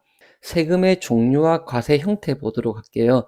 우리 개인소득세, 우리 그 설계사 시험 공부할 때 개인소득세 많이 공부하셨잖아요. 그 8가지가 있는데 그 중에 제일 쉽게 물어보면은 이 개인소득세 8가지 중에 분류과세 하는 것, 즉 종합과세 하는 게 아닌 걸 고르시오라고 할 때는 퇴직과 양도를 골라주시면 되고, 이자와 배당을 합쳐서 무슨 소득이라고 합니까? 라고 하면 금융소득이라고 합니다. 그리고 이런 금융소득은 개인별, 틀린 보기로 부부 합산이라는 보기가 나오면 틀린 거예요. 그래서 개인별이고 2천만 원까지는 몇 프로로? 14%로 분리과세한다. 그래서 우리 앞서서 주식의 배당금이나 채권의 이자는 과세를 하면서 제가 14%라고 수업을 한 거거든요. 아시겠죠? 그리고 이제 과세 유형이 나올 텐데, 우리가 이렇게 어떤 게 전체가 이렇게 있는데 요렇게 해가지고 딱 우리가 말한 것만 내세요. 요게 열거주의고, 하지 말라는 건 빼고 다 내세요를 포괄주의라고 할 거거든요. 그럼 개인 소득세 입장에서는 내라고 하는 것만 내는 게 훨씬 좋은 겁니다. 그래서 개인 소득세는 무슨 주의를 채택하냐, 이렇게 하면 열거주의를 채택한다, 이렇게 하시면 되고, 이따 갈 거지만 우리 법인세, 상속세, 증여세는 부자의 느낌이 물씬 풍기잖아요. 이런 사람들은 내지 말라는 건 빼고 다 내라는 하는 포괄주의를 채택할 건데, 앞에 극단적으로 무슨 완전 포괄주의라고 표현합니다. 이 법인세는 순자산 증가설이라고 적혀 있는데, 이것도 우리 시험에는 주로 완전 포괄주의와 아주 유사한 의미로 쓰니까 이렇게 이해해 주시면 됩니다. 그리고 유형별 포괄주의라고, 금융소득, 이자와 배당은 유형별 포괄주의라는 단어도 종종 시험에 나오니까 우리 여기 과세 유형은 아마 지금 처음 보는 거잖아요. 그래서 지금 정리할게요. 금융소득, 즉 이자와 배당은 무슨 주의? 유형별 포괄주의. 그리고 그 외 개인소득세는 다 무슨 주의? 열거주의. 법인세, 상속세, 증여세는 무슨 주의? 완전 포괄주의. 이렇게 숙제해 주시면 되고, 간혹 가다가 퍼센트까지 물어보는데 지금 제가 이렇게 전체 6에서 45, 법인세는 9에서 24, 상속증여세는 10에서 50 이렇게 적어놨는데 실제로는 더 디테일하게 구간별로 물어보는 문제가 더 나옵니다. 그렇게 해서 요거는 정말 시간적 여유가 되시면 숙지해서 맞춰주시고 난 정 모르겠다. 근데 그래도 한 문제는 맞추고 싶다 하면은 약간 팁은 상속세, 증여세는 10에서 50인데 퍼센트가 10, 20, 30, 40, 50 이렇게 되거든요. 그래서 10단위로 움직여요. 만약에 어떤 보기에 상속세, 증여세는 몇 억일 경우에 19%를 적용한다, 뭐 25%를 적용한다, 이렇게 됐을 때 그 보기가 틀린 보기다 정도까지는 내가 아시면 좋습니다. 아시겠죠? 전부 다 외우는 게 베스트예요. 하지만 안 되면 요런 꿀팁이라도 기억하고 시험장 가도록 하겠습니다. 김토리쌤. 상품 내용 보도록 하겠습니다. 보험금의 처리부터 나오는데요. 우리 변액보험은 주계약과 특약이 있거든요. 우리 주계약과 특약이 있고 투자 실적에 따라 달라지는 거를 변동보험 계약이라고 합니다. 그럼 우리 시험에서 물어보고 싶은 거는 나의 보험료를 결정하는 거는 이 기본 보험 계약, 변동 보험 계약 중에 뭐냐 이래 물어볼 거거든요. 얘는 가입하고 나야 생기는 돈들이거든요. 그래서 나의 보험료의 산출의 기초가 되는 건 뭐다? 바로 기본 보험 계약, 즉 주계약이 되는 거고요. 그 다음에 아무리 악화가 되어도 요 정도는 주겠다라고 이따가 배울 건데 그거를 최저 보증 금액이라고 합니다. 이런 최저 보증 금액의 기초가 되는 게 뭐냐? 그때도 기본 보험 계약이 답이 되어주면 됩니다. 그럼 변동보험 계약은 뭡니까? 상품에 따라 다르긴 하지만 특별 계정 운용 실적에 따라 추가로 계산되는 계약을 우리는 변동보험 계약이라고 합니다. 그리고 이미 가입을 내가 해버렸잖아요. 요때 보험료가 이미 결정이 되었기 때문에 변동보험 계약 때문에 내가 보험료를 더 내고 덜 내고 이런 일은 있다 없다? 없음이 됩니다. 그리고 우리 시험에 특약이라는 친구가 나오면 언제나 질문과 답은 딱 정해져 있는데 그게 두 개밖에 없어요. 특약은 어떤 보험에 갖다 붙이더라도 다 무슨 계정입니까? 하면 일반 계정입니다. 그리고 이런 특약은 예금자 보호가 됩니까? 안 됩니까? 됩니다가 답입니다. 아시겠죠? 특약은 복잡할 거 없어요. 특약이 시험 문제에 나오면 어느 문제에 갖다 붙어 있어도 답은 일반 계정과 예금자 보호가 된다가 답으로 나옵니다. 그럼 내용 더 살펴보도록 할게요. 우리 변액 종신보험과 변액 유니버셜 보장형이 있고 뒤에 나올 건데 변액 연금과 변액 유니버셜 적립형이 있거든요. 그래서 기본적으로 짝지부터 지을 줄 아셔야 돼요. 종신과 짝꿍은 뭐다? 유니버셜 보장형. 그 다음에 뒤에 나올 연금과 짝꿍은 유니버셜 적립형이 됩니다. 그럼 앞서 우리 기본보험계약이라고 했던 얘가 연두색 이 가로줄이 주계약선이 되는 겁니다. 편의상 1억이라고 해 볼게요. 내가 주계약 1억짜리 보험을 가입하고 나면은 매달 이런 수익이 발생을 하게 될 거예요. 손해가 발생할 수도 있고 수익이 발생할 수도 있어요. 얘를 우리는 해지한급금이라고 표현해 보겠습니다. 이렇게 대각선으로 일자로 나 있는 게 내가 내고 있는 납입보험료가 되는 거고 그 납입보험료보다 수익이 더 날 수 있잖아요. 이런 수익이 더 나는 거를 내 변동보험금으로 바로 주면 되는데 그렇게 하지 않고 이 수익이 난 것 중에 반드시 필요한 돈이 있어요. 그걸 예정책임준비금이라는 거 있는데 그 예정책임준비금을 초과하는 금액, 그러니까 반드시 쌓아야 될 돈을 쌓고도 남는 돈이 있다면 그걸 가지고 보험을 한 개를 사버리는 거예요. 이런 막대기 하나가 보험이라고 생각하면 됩니다. 이런 보험을 산 거예요. 돈을 가지고. 그래서 이 보험은 한 달짜리 보험을 산 거거든요. 그래서 한 달이 지나고 나면 이 보험은 없어져요. 그러면 그 다음 달 수익이 나서 또 남는 돈이 있겠죠. 그 돈 가지고 이런 막대기를 또 사는 겁니다. 그럼 이런 막대기 이름을 우리는 변동보험금이라고 불러줄 거고, 그래서 내가 총 받게 되는 보험금은 죽었을 때 기본 사망보험금, 즉 나의 기본 사망보험금 1억과 추가로 내가 나의 수익으로 사게 된 이 변동보험금을 더해서 받는 게 뭐가 되는 거예요? 나의 최종 사망보험금이 되는 겁니다. 이런 막대기 변동보험금의 특징은 아까 한 달짜리 1개월짜리 보험이었고 한 달이 지나면 누적되는 거예요? 사라지는 거예요? 사라지는 거예요. 그리고 지금 제가 보기 좋게 보기 편하라고 이렇게 막대기를 아래쪽에도 그려놨잖아요. 근데 이거는 가상의 막대기라고 생각하시면 돼요. 실제로 마이너스 보험을 살 수는 없는 일이잖아요. 그래서 실제는 이 수익이 안 나거나 마이너스 손실이 날 경우에는 가상적으로 변동보험금 마이너스가 발생할 수 있지만 이 사람은 이렇게 더 받거나 자기 기본 사망보험금까지 받거나 이렇게 해서 최저 보증을 기본 사망보험금으로 해준다. 이런 논리거든요. 그럼 이제 내용은 살펴봤으니까 글자로 이해하도록 해볼게요. 우리 앞서 살펴본 것처럼 사망하게 되면 기본 사망보험금에 뭘 더해서 변동보험금을 더해서 받게 되는데 그걸 뭐라고 한다? 사망보험금이라고 한다. 그리고 이렇게 보시면은 이런 사망보험금은 이 막대기가 아까 몇 달짜리 산 거랬지? 한 달짜리. 그죠? 그래서 매월 변동한다. 그리고 내가 나의 주계약 기본 사망보험금을 뭐 해준다? 최저 보증해준다. 그리고 우리 보험회사가 자선사업가가 아니기 때문에 이런 최저 보증을 해줌에 따라서 비용을 받게 되거든요. 우리 시험에는 이런 최저 보증 비용을 사망에 대한 최저 보증, 그래서 사망이 데스거든요. 그래서 GMDB라는 단어를 쓸 거예요. 시험에 그냥 GMDB를 이야기하고 있구나 그러면 요 상품을 이야기하는갑다라고 해주시면 됩니다. 그리고 해지한급금은 여기 매일 변동된다. 지금 이 해지한급금은 이 막대기처럼 그런 개념이 아닌 우리 주식이 매일 가격이 바뀌잖아요. 그래서 매일 변동된다.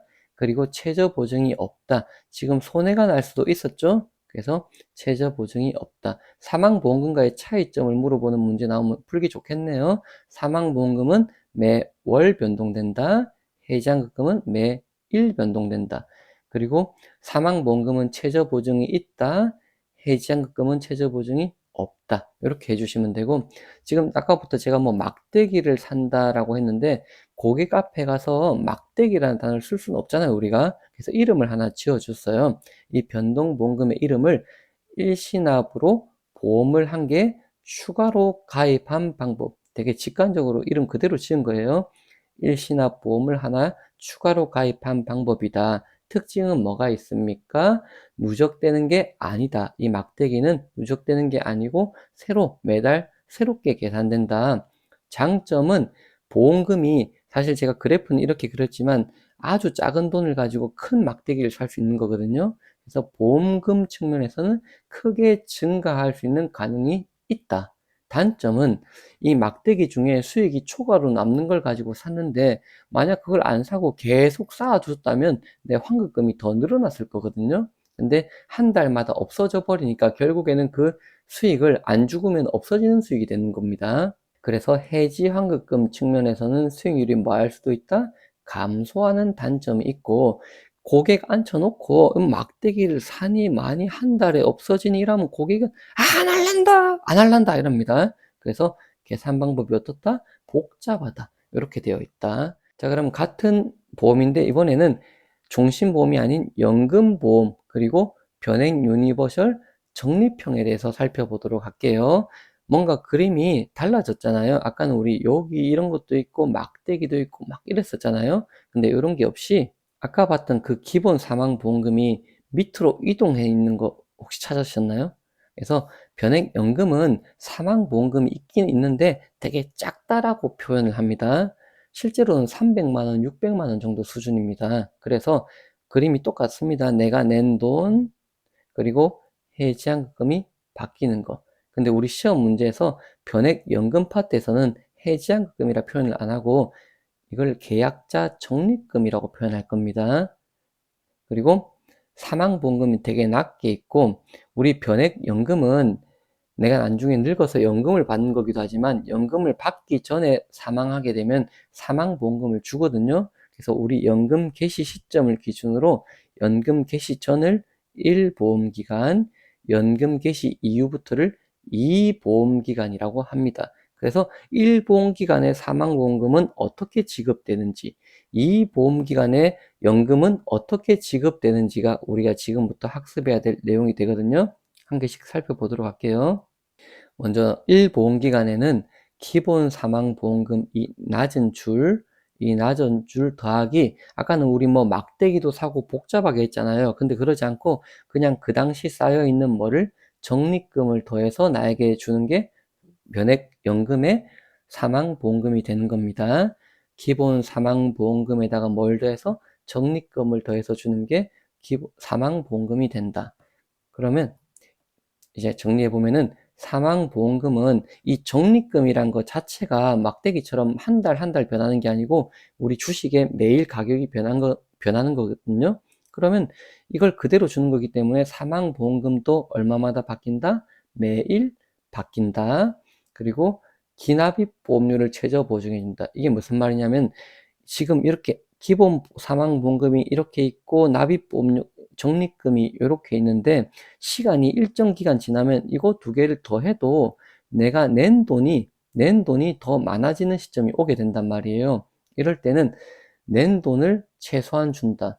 결론은 요거 두 개 한 거와 납입보험료 중에 큰 거 준다라는 말이 되는 겁니다. 그래서 고객들은 변액연금을 가입한 이후에 원금을 손해볼 일이 있다 없다? 없다. 이렇게 이해해 주시면 됩니다. 그럼 이제 연금을 받을 때 이 보험기간에는 어떻게 적용을 하느냐? 이렇게 적립금이 내가 이 시점에 연금을 받고 싶고 요 시점에 연금을 받고 싶을 때 이때는 내 쌓인 돈이 요만큼이잖아요. 근데 내가 낸 돈은 요만큼이에요. 그럼 뭘 주는 게 맞아요? 내가 낸 돈을 주는 게 맞는 거예요. 그리고 요때 연금 받고 싶으면은 내가 낸 돈 요건데 쌓인 돈이 더 많잖아요. 이럴 땐 쌓인 돈 주면 돼요. 이것도 마찬가지로 둘 중에 큰 거 주면 돼요. 근데 적어도 낸 돈보다 손해볼 일은 없게 해주겠다. 그래서 기납입 보험료를 최저 보증해 주겠다라고 되어 있고, 결론은 변액연금은 사망보험금이든 연금을 받는 연금적립금이든 납입보험료를 뭐 해준다? 최저 보증해준다. 우리 아까 변액종신은 최저 보증이 사망에 대해서만 있었잖아요. 그래서 사망인 D를 해가지고 GMDB만 있었는데 변액연금은 사망에 대한 보증도 있고 연금 적립액에 대한 보증도 있기 때문에 보증 비용을 두 개를 떼가는 겁니다. GMDB도 차감하게 되고 GMAB도 차감하게 됩니다. 근데 여기서 한 개 추가로 이야기하자면 이 GMDB는 우리 보험의 안전성이라는 특성상 회사가 요거 없이는 절대 가입시켜 주지 않을 거야. 즉 GMDB는 기본 옵션, 무조건 떼가는 돈이라고 한다면 이 연금 적립금 보증인 GMAB는 고객에게 선택할 수 있게 하는 권리를 줍니다. 너 GMAB, 그러니까 연금 적립액 보증 기능 하기 싫으면 보증 비용 안 떼가는 대신에 보증 안 해줄게 라는 선택권을 주게 돼요. 그래서 시험에서 GMDB는 기본입니까? 선택입니까? 하면 기본 옵션, GMAB는 무슨 옵션? 선택 옵션입니다. 이렇게 대답해 주시면 됩니다. 그리고 해지한급금은 아까 우리 종신에서 봤던 내용과 동일합니다. 매일 변동하고 최저 보증이 된다 안 된다? 안 된다. 우리 시험에 나오면 해지한급금은 언제나 똑같은 내용입니다. 매일 바뀌고 최저 보증은 없다. 그리고 아까 우리 변액 종신은 일시납 보험 추가 가입 방법이라 해가지고 뭐 막대기를 사니 어쩌니 한 달마다 바뀌니 이런 복잡했잖아요. 근데 얘는 그냥 있는 거 더해서 주는 방법이라서 이름이 가산 지급 방법 이렇게 표현하고 있습니다. 그럼 지금까지 우리 종신과 연금에 했던 이야기를 표로 한 번에 딱 정리해서 간단하게 보도록 할게요. 우리 변액 종신과 아까 짝꿍은 뭐였지? 유니버셜 보장형. 그리고 변액 연금과 짝꿍은 유니버셜 적립형이 되는 거고요. 죽었을 때 처리하는 거는 종신은 기본 보험금에다가 막대기였던 변동 보험금을 더해서 주는 거고 이 막대기는 매월 변동한다. 그 다음에 연금은 1기간에 사망하게 되면은 기본 보험금에다가 사망 당시에 적립금 기적을 더해서 주고 얘는 얼마마다 바뀐다? 매일 바뀐다. 최저 사망 보험금 보시면은 아까 우리 사망에 대한 데스 그래서 기본 사망 보험금을 최저 보증해주고 연금은 내가 낸 돈인 기납입 보험료를 최저 보증해준다. 그리고 최저연금 적립금 보증인데 종신은 당연히 연금이란 개념이 없기 때문에 해당이 없는 겁니다. 그리고 연금은 이것도 마찬가지로 납입보험료를 최저 보증해준다. 그리고 아까 했듯이 이 GMDB는 기본 옵션이고 연금에 대한 적립금 보증 옵션은 선택 옵션이라는 거. 이것도 꼭 기억해 두시고 넘어갈게요. 해지환급금은 상품 상관없이 동일한 내용입니다. 최저 보증이 없고 매일 바뀐다. 최저 보증이 없고 매일 바뀐다. 그리고 변동보험금 계산 방법에서 변액 종신은 무슨 방법? 막대기, 일시납보험, 추가 가입 방법, 누적된다 안 된다? 안 된다. 매월 새로 계산된다. 변액연금은 가산 지급 방법이다. 앞에 한 10분 정도 설명한 거 한 개도 난 모르겠고 이해 안 되면은 그냥 이 표라도 딸딸딸 외워서 시험장 가시면은 맞출 수 있는 겁니다. 아시겠죠? 그 다음에 지금 우리가 이렇게 공부한 거는 아주 이론적인 이야기고 지금 우리 현실에 유니버셜이라는 기능이 없는 종신 또는 유니버셜이라는 기능이 없는 연금은 판매 안 하고 있습니다. 한 20년 전에 판매가 끝난 것들이에요. 아시겠죠? 지금 우리 현실은 전부 유니버셜이 있는, 그러니까 유니버셜 보장형이 그냥 우리 보통 변액 종신이라 파는 거고 유니버셜 적립형이 변액연금이라고 판매하고 있는 겁니다. 그럼 밑에 변액 유니버셜 보장형, 우리가 현재 이 자격증을 따면 판매하게 될 상품은 앞서 공부했던 막대기 있었잖아요. 기본 보험금에다가 막대기를 더해서 주는 방법 하나와 이렇게 뭐 복잡하게 생긴 이 방법인데 실제 우리는 2번 이 방법을 사용하고 있습니다. 아까 우리 1번 방법의 유일한 단점이 뭐냐면 계산 방법이 복잡하고 그 다음에 수익률 측면에서는 매월 없어지는 돈을 투자하는 거기 때문에 막대기 산다고 수익률이 낮아질 수 있잖아요. 그런 게 싫었던 거예요. 그래서 이제는 어떻게 하냐면 아까 주계약 1억을 가입했지, 가입 금액, 그 다음에 적립액이 일정 비율인데 이건 보통 뭐 상품마다 다를 수 있지만 적립액의 105%, 110%, 뭐 많게는 120% 이런 비율, 그 다음에 납입보험료, 기납입보험료를 말하는 거예요. 네가 사망 당시에 요 세 개를 비교한 다음에 그 중에 어떤 걸 주겠다? 맥스, 가장 큰 걸 주겠다. 이렇게 하는 겁니다. 그럼 고객들도 이해가 너무 쉬운 거예요. 주계약 1억 가입했지? 오케이. 그 다음에 적립금이 얼마 생겼어? 오케이. 근데 거기에 몇 프로 해줄게. 그리고 네 총 원금이 얼마야? 그 세 개 중에 비교해서 뭐 주겠다? 제일 큰 거 줄게. 이렇게 해서 설명이 간단한데 이거 틀린 보기는 더 쉽게 나오면은 이 세 개 보기가 사지선다행이니까 이 세 개의 해지한금을 한 개 껴놓고 다음 중 이 맥스 가로 안에 들어가는 게 아닌 걸 고르셔야 할 때는 해지한금을 골라주시면 됩니다. 김토리쌤, 이번에는 내가 받는 돈이 아닌 내가 내는 보험료의 처리에 대해서 함께 공부해 볼 텐데요. 내가 내는 거를 납입보험료라고 합니다. 이 납입보험료는 크게 순보험료, 진짜 보험 때문에 내는 순보험료와 우리 흔히 말하는 사업비로 빠지는 돈으로 구분할 텐데 얘들은 또 이렇게 이름이 복잡하게 되어 있습니다. 왜 이런 애들을 보냐면은 우리가 보험료를 내면은 변액보험은 특별 계정이라고 이야기하잖아요. 바로 특별 계정에 들어가는 게 아니고 회사가 사용해야 될 돈은 빼고 들어가거든요. 사실 그 돈들이 바로 사업비겠죠. 이 사업비는 빼고 특별 계정에 들어가는데 특별 계정에도 들어갔다가 계속 있는 게 아니고 거기서 회사가 또 필요한 돈은 빼가는 거거든요. 그런 내용들을 우리 지금 함께 살펴보도록 할 거거든요. 자, 그럼 특별 계정에 들어가는 돈이 뭡니까? 라고 하면은 이 중에 진짜 내가 보험 때문에 낸 돈이 순보험료였잖아요. 그 다음에 사업비는 원래는 들어가면 안 되는데 납입 후 유지비가 뭐냐면은 우리가 종신보험 같은 경우는 보장기간이 종신인데 납입은 20년만 할 수도 있죠. 그러면 20년이 지나서는 집에 안내장이 안 날라오면 그것도 안 되거든요. 그래서 우리는 보통 보험료를 낼 때 내가 납입기간이 끝나더라도 각종 안내장이나 이런 비용들을 날라올 거를 미리 돈을 다소 내고 있단 말이에요. 근데 이 돈은 지금 당장 회사가 사업비로 쓸 돈은 아니에요.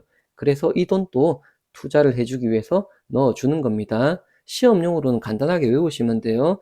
특별 계정에 투입되는 비용은 뭡니까 하면 순보험료와 납입 후 유지비가 투입됩니다. 그럼 이제 특별 계정에 들어가면은 뭐가 차이가 나냐면 이때까지는 내가 낸 거니까 료라는 단어를 썼잖아요. 근데 들어가고 나면 이제는 내가 받을 돈인 금이 되는 거예요. 그래서 이름이 적립금이 되는 겁니다. 그리고 우리가 특별 계정에 투입된다라는 소리는 더 이상 돈의 형태인 우리 원의 형태로 있는 게 아닌 우리 구자, 어떤 계좌, 구자의 단위인 좌의 형태로 변동되어서 있게 됩니다. 그럼 이제 주식형 펀드에 넣을지, 혼합형 펀드에 넣을지, 채권형 펀드에 넣을지, 어떤 펀드에 넣어서 어떤 좌를 내가 보유하게 될지는 그건 고객의 선택이 되는 건데, 우리 시험에는 이런 세 가지 형태의 펀드가 있는데, 이 펀드의 기준이 뭔가, 어떤 기준을 가지고 주식형 펀드라고 하는지, 혼합형 펀드라고 하는지, 또는 채권형 펀드라고 하는지를 물어보거든요. 그래서 거의 대부분 채권형 펀드가 뭔지를 물어보는 문제가 나옵니다. 그래서 이런 구분할 때는 주식의 투입 비율에 따라서 구분한다가 답이고, 주식의 투입 비율이 60%를 넘어간다. 그럼 무슨 형 펀드? 주식형 펀드. 주식의 투입 비율이 60% 미만이다. 그러면 혼합형 펀드. 그리고 주식에 아예 투자 안 했다. 그럼 무슨 펀드? 채권형 펀드가 되는 거고, 그렇게 하나 맞추신 다음에, 그럼 이 채권형 펀드는 주식에 투입을 아예 안 하니까 원금 손실의 위험이 아예 없습니까? 그건 또 아니에요. 만약에 채권 발행 기간이 파산할 수도 있잖아요. 그래서 이때는 반드시 우리 보기에서 없다가 아닌 거의라는 글자가 있는지를 확인한 다음에 답을 골라줄 거예요. 그럼 이렇게 내가 펀드를 선택해서 펀드에 투입돼서 돈이 굴러가면 이제 그게 내 적립금인데, 회사가 이 중에 우리 앞에서 배웠던 뭐 GMDB나 GMAB 이렇게 각종 비용들을 내한테 다시 떼갈 거거든요. 그런 거를 살펴보도록 할게요. 우리 돈이 순보험료가 들어갔었는데 순보험료 안에도 보면은 위험보험료와 저축보험료가 있잖아요. 그래서 들어가기는 위험보험료, 저축보험료 다 들어가지만 매달 그 중에 자연식 위험보험료는 다시 빠져나오게 됩니다. 즉 저축보험료만 남아있게 된다는 소리죠. 그 다음에 납입 후 유지비도 들어갔지만 다시 빠져나오게 됩니다. 이렇게 체크해 두시고, 특별계정 운용수수료는 보험회사가 가져가는 게 아닌 이 펀드를 운용해주는 펀드회사에 주는 거거든요. 그래서 매일 빠져나오게 되고, 그 다음에 나의 적립금의 몇 퍼센트 이렇게 수수료를 떼거든요. 예를 들면 1억이 있으면 거기 3%, 이런 식으로 내가 가입하는 료와는 상관없습니다. 내가 어떤 상품을 가입하는지는 펀드에서는 아무 궁금하지도 않아요. 나의 적립금의 규모에 따라 비례해서 수수료를 떼는 겁니다. 시험에서 제일 많이 틀린 단어가 요거예요. 보험 상품에 따라 특별 계정 운용 수수료가 달라진다. 전혀 상관이 없습니다. 내 보험 상품이 뭐든지 궁금하지도 않아. 아시겠죠? 그리고 똑같은 논리로 내가 종신을 가입했냐, 연금을 가입했냐 해서 달라지는 게 아닌 내가 어떤 펀드를 가입했냐에 따라서 수수료가 달라진다. 이렇게 내시면 됩니다. 이거 꼭 기억하세요. 이거 어렵고 시험에서 자주 나오니까. 그 다음 최저 사망 또는 연금 보증 비용을 차감한다. 이게 아까 우리 GMDB나 GMAB가 되는 겁니다. 그래서 요거는 매일 또는 매월, 그리고 이제 얘가 보험 상품에 따라 달라진다. 이렇게 하시면 되는 겁니다. 지금 요 내용은 별거 아닌 것 같지만 되게 어렵거든요. 실제 시험에서 보면은. 그 다음에 아주 기본적인 함정을 준다면은 이런 비용들을 차감할 건데 무슨 계정에 있는 적립금에서 차감하는 거예요? 바로 특별 계정에 있는 적립금에서 차감하는 거예요. 우리 변액보험은 고객이 받을 돈인 적립금은 일반 계정에 있는 게 아닙니다. 요까지가 일반 계정이라면 여기는 전부 무슨 계정이다? 특별 계정이 되는 겁니다. 그럼 자산 운용의 기본 원칙, 요거는 제가 이렇게 넣어놨는데 얘는 그냥 공짜 문제입니다. 이 문제는 보기가 안 바뀌어요. 언제나 자산 운용의 기본 원칙이 나오면 이 5개 중에 4개가 보기로 나오고, 또 답으로 나오는 보기는 언제나 이 2개입니다. 이 2개. 그래서 그냥 이대로 외울게요. 그래서 자산 운용의 기본 원칙이 나오면 장기적 수익성, 뭐 계정별 독립적 운용, 그리고 다른 계정과 매매나 교환이 된다 안 된다? 안 된다. 그리고 높은 수준의 유동성의 확보가 필요하다. 그리고 계약자는 운용 지시를 할 수 있다 없다? 없다. 펀드를 바꾸는 건 되지만 이 펀드를 감나라 배나라 지시할 수는 있다 없다? 없다. 그리고 우리 특별 계정 적립금, 아까 좌라고 했던 이 구자의 개념에 대해서 좀 더 구체적으로 살펴보도록 하겠습니다. 이 적립금은, 고객의 적립금은 주식 생각하면 되게 쉬워요. 현재 주식 가격 곱하기 내가 몇 주 가지고 있는지, 단지 이름을 주식 가격이 아닌 기준 가격이라 쓰는 거랑 주를 좌라고 쓴다. 그 차이밖에 없습니다. 그래서 내 돈이 얼마 있어요 하면 가격 얼마야. 근데 너 몇 주 가지고 있어. 그게 너의 적립금이야. 이렇게 되는 겁니다. 그 다음에 우리 주식은 발행 가격이 다 다르잖아요. 근데 펀드는 정해놨습니다. 무조건 천자당 1,000원으로 개설하세요라고 정해놓은 겁니다. 그래서 시험에서 펀드는 최초 개설 시 몇 자당? 천자당 1,000원, 즉 한자당 1원이잖아요. 근데 1원이란 단위를 우리가 평소에 너무 작으니까 천자당 1,000원 이렇게 묶어서 씁니다. 그래서 어디 펀드 회사 가서 A라는 펀드 가입하고 싶은데 기준 가격이 1,900 얼마다 이러면 1,000원으로 시작했던 펀드가 지금 1,900원쯤 되었구나 이렇게 생각하시면 됩니다. 그럼 내 적립금에 있는 나의 좌수가 증가하냐 감소하냐 이런 것들은 너무 쉬운 게, 돈이 특별 계정으로 들어가잖아요. 그럼 많이 사든 적게 사든 사는 거란 말이에요, 좌를. 그래서 납입, 상환 이렇게 되면 좌수는 어떻게 된다? 증가한다. 그 다음에 돈을 빼가면은 자수가 줄어드는 거거든요. 그래서 월대체 보험료의 차감, 중도 인출, 보험계약의 대출 이러면 좌수가 줄어드는 겁니다. 또 하나는, 우리 만약에 어떤 주식이 있으면은 주식 가격이, 내가 가지고 있는 주식 가격이 올랐어요. 그럼 나의 주식 수는 바뀌어요, 안 바뀌어요? 안 바뀌죠.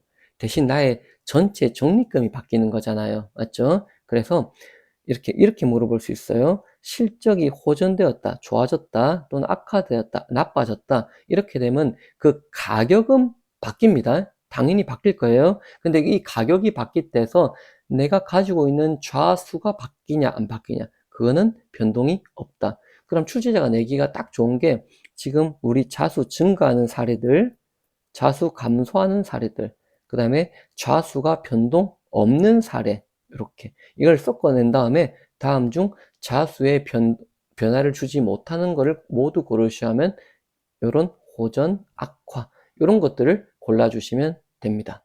그럼 이제 변액보험에서 계산 문제 비슷한 느낌의 문제가 하나 나오는데요. 이런 식으로 표를 줄 겁니다. 기준 가격은 지금 얼마고 전일 대비 얼마가 이렇게 되었고 누적 수익률은 언제나 안 가르쳐줘요. 그리고 1년에는 약 평균 얼마 정도를 벌고 있다. 이렇게 표를 주거든요. 이렇게 표를 준 다음에 보기를 한 개씩 맞추면 되는 겁니다. 하나씩 보시면은, 개설 이후에 플러스 수익률입니까? 마이너스 수익률입니까? 이렇게 질문하게 되면, 아까 제가 우리나라의 모든 펀드는 개설할 때 천자당 얼마로 개설한다? 1,000원으로 개설한다 그랬잖아요. 근데 지금 1,240원이라는 소리는 개설 이후에 뭐다? 플러스 수익률을 기록하고 있다. 이렇게 대답해 주시면 되고, 어제 기준 가격은 얼마입니까? 이렇게 질문하면은 전일 대비라고 나와 있는데 지금 화살표가 뭐가 돼 있어요? 위로 가 있죠. 그럼 어제보다 올랐다는 소리예요, 내렸다는 소리예요? 올랐다는 소리입니다. 그래서 기준 가격은, 어제 가격은 여기다가 2를 빼는 겁니다. 그럼 빼기 하면 1,238원이 되는 겁니다. 혹시 간혹 가다가 함정으로 어제보다 2원이 올랐다 이렇게 하는 말은 맞는 거잖아요. 그래서 어제 가격을 구하면 2원이 내린 이 가격을 구하는 건데, 혹시 함정으로 2원이 아닌 2%가 올랐다 이렇게 하면 틀린 말입니다. 2%는 엄청 큰 거거든요. 그래서 2원이라는 거, 여기 단위는 원이 되는 겁니다. 그 다음에 누적 수익률은 얼마인가? 우리 아까 모든 펀드는 1,000으로 시작했다고 했잖아요. 그러면 1,240원에서 1,000을 뺀 다음에 다시 이거를 1,000으로 나누고 곱하기 100을 하면은 퍼센트라는 게 나오는데, 지금 제가 적었는데 이렇게 풀어가면 안 푸실 거잖아요. 그래서 우리는 이렇게 안 풀 거예요. 어떻게 풀 거냐면 1,240원이라는 숫자가 나오면은 이 1,000을 뺀다는 거를 이렇게 할 거예요. 이렇게 하면 1,000이 빼지거든요. 그 다음에 요 1,000과 요 100을 어떻게 표현할 거냐면, 뒤에 점 꽁꽁이었잖아요. 얘를 점을 한 개 앞으로 당겨 올 거예요. 그래서 그냥 그대로 읽어 주시면 돼요. 24%. 자, 연습 한번 더 해볼게요. 만약에 1600.00, 이건 점입니다. 요런 문제가 나오면은 1 지우고 점 당기고 이런 매프로 누적 수익률은 60%가 된다. 이렇게 해주시면 됩니다. 그러면 지금 이 문제를 가지고 해보면은 개설 이후 몇 년이 경과한 펀드입니까? 연에 몇 프로 났다는 거예요? 6% 났다는 거죠. 근데 전체는 몇 프로 났어요? 60% 났죠. 얘를 6으로 나누면 몇 년? 10년이 되는 거죠. 그래서 10년 해주시면 되고, 만약 밑에 문제가 예시였으면은 24%였잖아요. 얘를 연에 6%가 났다는 거니까 얘를 6으로 나누면 몇 년? 4년이 경과한 펀드. 이렇게 해주시면 됩니다. 그 다음에 이 연한산 수익률 관련해서는 말로 물어보는 문제가 한 문제 더 나올 수 있는데, 일단 연한산 수익률이라는 걸 공시하고 싶으면 최소 1년 이상 경과한 펀드만 예시가 가능하다. 그 다음에 이 연한산 수익률은 전체 평균 수익률을 나타내는 거지 직전 1년, 즉 최근 1년의 수익률을 나타내는 것은 아니다. 이렇게 대답을 해 주시면 됩니다. 그리고 자산운용 옵션 4가지가 나올 텐데요. 요거는 가장 기본적으로는 이 종류를 아는지 모르는지, 그래서 펀드 변경 기능, 펀드별 편입 비율 설정 기능, 펀드 자동 재배분 기능, 보험료 평균 분할 투자 기능, 이렇게 이름 자체를 물어보는 문제가 있는 반면에 설명을 준 다음에 다음 설명은 이 4가지 기능 중에 어떤 기능입니까? 이렇게 물어보거든요. 하나씩 볼게요. 펀드 변경 기능은 너무 쉽게 일부 또는 전부를 변경하는 걸 뭡니까? 라고 물어보기 때문에 너무 쉽고, 그 세부 내용은 1년에 몇 회까지 12번까지 가능하다. 그 다음에 리스크가 다른 펀드로 가능하다. 리스크가 다른 펀드란 말은 수익률이 다른 펀드란 말과 같은 말이에요. 우리가 펀드를 바꾸는 이유는 더 높은 수익을 위해서 바꾸는 거잖아요. 그래서 당연히 가능합니다. 방문 변경, 콜 변경, 어플 변경, 모든 방법이 다 가능하고 수수료를 받냐 안 받냐인데 이거는 회사별 자율이더라. 그 다음 펀드별 편입 비율 설정 기능 볼게요. 요거는 그냥 여러 군데 나눠서 비율을 나눠서 가입할 수 있다, 이 소리인데, 이때는 우리 시험용으로 키워드가 포트폴리오란 단어가 눈에 딱 보이잖아요. 그냥 고민 없이 펀드별 편입 비율 설정 기능 찍어주시면 됩니다. 그 다음에 자동 재배분 기능은 정기적으로 설정 비율로 자동 재배분 해주는 걸 무슨 기능이냐 이렇게 물어볼 건데, 너무 이렇게 하면 너무 답이잖아요. 그래서 실제 시험에는 이렇게 안 하고 표를 줍니다. 어떤 표를 하나 줄 텐데, 이 표는 이 4가지 기능 중에 무슨 기능을 의미하는 겁니까? 라고 하면 언제나 그 표가 나왔다 이러면 자동 재배분 기능을 골라주시면 됩니다. 그 다음에 보험료 평균 분할 투자 기능은 뭐냐면은, 우리가 돈을 이렇게 주식이 이렇게 흘러가는데 이때 언제 넣을지 모르잖아요. 근데 하필 우리 고점에 물렸다라고 표현하는데, 보험은 다행히 매달 내기 때문에 이렇게 물릴 일이 잘 없습니다. 근데 만약에 내가 일시납이나 추가납입으로 고액의 자금을 한 번에 넣게 되면은 이때는 약간 물릴 위험도 있을 수 있잖아요. 그때는 보험회사가 이거를 12개로 나누어서 분할해서 투자를 해줍니다. 그럼 당연히 월납에는 이런 분할 투자 기능이 필요해, 필요 없어요? 당연히 필요 없죠. 나눠내기 때문에 이미. 그래서 일시납이나 추가납일 때만 이런 리스크를 방지하기 위해서 평균 분할 투자 기능을 쓰고 있고, 우리 시험용으로는 일시납이란 글자가 딱 나왔다 그럼 평균 분할 투자 기능을 골라주시면 되고, 월납에는 필요 있다 없다? 없다. 이렇게 정리해 주시면 됩니다. 고생 많으셨고, 제가 노파십에 당부드리자면 시험장에 요것만 믿고 가진 마시고, 요거는 정말 마지막에 한 문제로 더 맞추기 위한 그런 내용인 거고, 기본적인 내용을 꼭 숙지를 하시고 요걸 보셔야 되는 거예요. 아시겠죠? 조금 난이도가 있는 시험이고 합격 커트라인이 70점이다 보니까 불합격률도 좀 높습니다. 하지만 끝까지 포기하지 않고 꼭 좋은 결과 있으시길 바랄게요. 긴 강의 시청해 주셔서 감사합니다. 수고하셨습니다.